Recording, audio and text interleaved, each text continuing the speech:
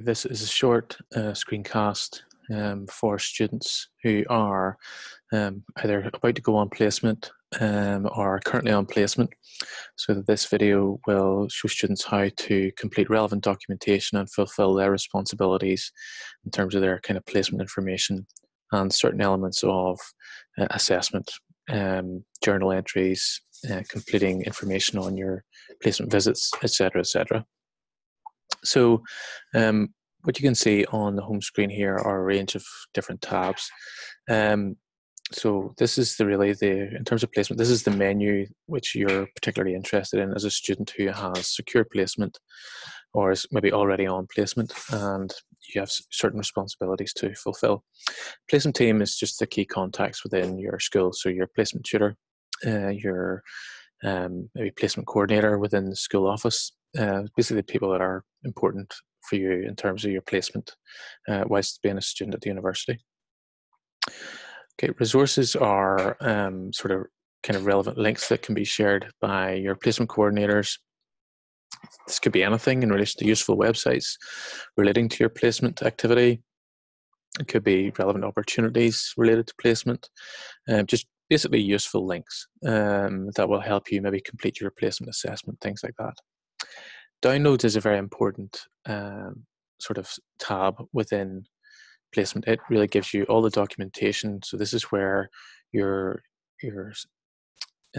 school who manages your placement will provide all the documentation that you need to complete the different elements of placement, from an overview of the assessment, because you're obviously required to complete an assessment as part of your placement year, how to get started, competencies, how to write your journal and how often and what you're required to write as part of that and the style of that, the final placement report, your placement visits, and your work summary form. So all in all, this has documentation which you have a responsibility to kind of read and understand, and obviously pose any questions to your placement tutor. It's your responsibility to understand what your responsibilities are, because obviously placement is part of your course. So we'll come back to this section. Something else that you might do if your placement details change, so you can edit your placement details in here.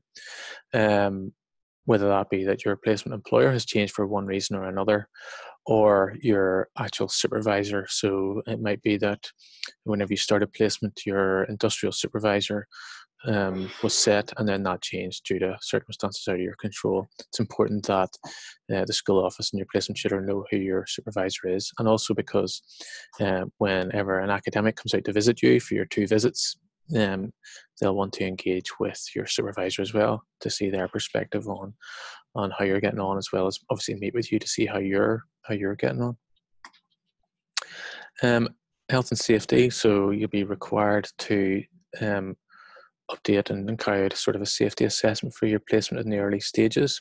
And you'll see in this view for Patrick, who's currently on placement in our team, just as a demo, he's completed everything there. And that's something you'll need to do, and you need to do it early on in your actual placement. The final tab really then is submissions.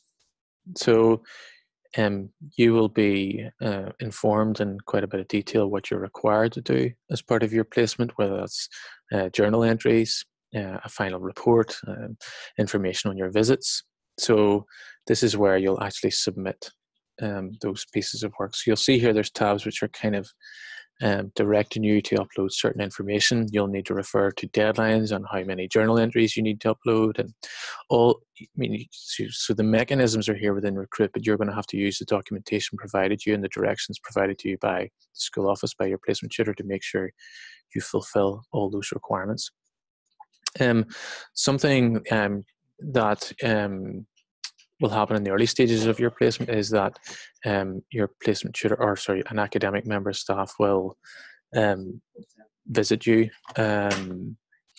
So you will receive they will obviously contact you to upload that visit information and contact you to confirm the date and time that suits you and your industrial supervisor. Then they will upload that scheduled date and time to Recruit, and you'll automatically receive an email confirming the date and time, and also any information that the academic visitor wants to actually provide you with around, these are certain topics they're going to discuss or whatever that might be. But you'll see here, this is where you can upload placement journal entries. These are our existing placement and journal entries for Patrick. He's been in our team for a number of months now, so he's got a number of journal entries. So this is again where, in this case, Patrick's already had his first visit, so he is going to have his second visit over the next month or two, and he will be required to upload some information in preparation of that visit, and that would have been highlighted to him in the documentation and also by his academic visitor.